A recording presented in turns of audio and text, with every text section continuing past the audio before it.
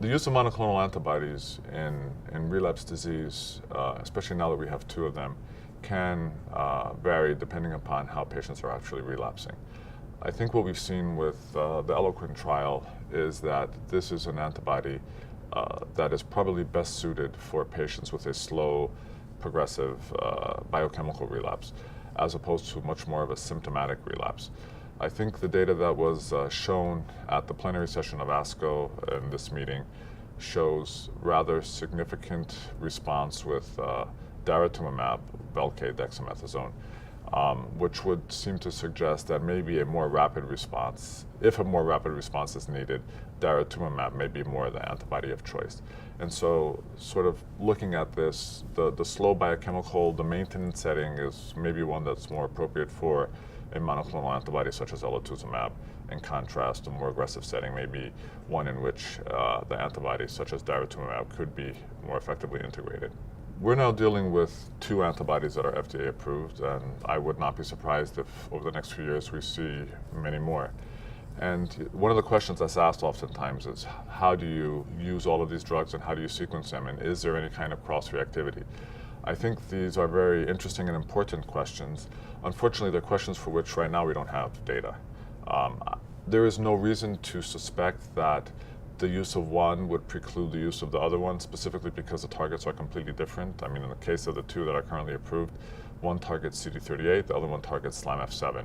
Clearly two very different antibodies and two different targets. So it would not be unreasonable to think that either one could be followed by the other one. You could theoretically also hypothesize that you could use both of them together. But again, in the absence of data, I wouldn't recommend any of these things at this point because we just don't have that data. Okay. So natural killer cells are an important part of the immune response against myeloma. And clearly, myeloma patients are negatively impacted. They don't have as many and they don't work as well. And ELO, through the SLAMF7 binding, does activate NK cells. And that effect allows us to gobble up myeloma and get rid of it. In terms of timing of where to use it, whether it'd be better to use it when there's none and so you can activate it, or use it earlier when they're still around, I think it's an open question. But clearly there are additional benefits of ELO beyond simply targeting the myeloma cell itself. Because without the addition and the troops of the immune system coming along, it really doesn't work very well. So it needs the immune system to come along. So activating that is an important part of the picture, but whether it should be done earlier or later in the disease, I don't think we really know. The use of antibody-based therapy has the distinct advantage that it's not very toxic. Toxicity all being up front, maybe you have an infusion reaction. After that, maybe a slight increased risk of infection. There isn't much there. So it makes it an ideal partner to combine with about anything.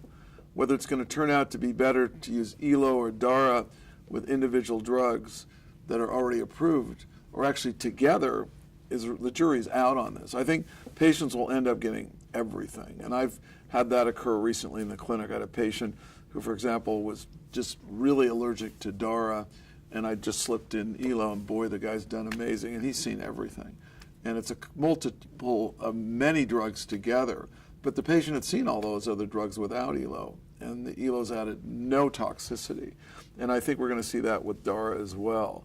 So I think we're going to see people getting really creative with their recipes over the next few years with these drugs and recognize that they are a very important part of the armamentarium to treat myeloma today.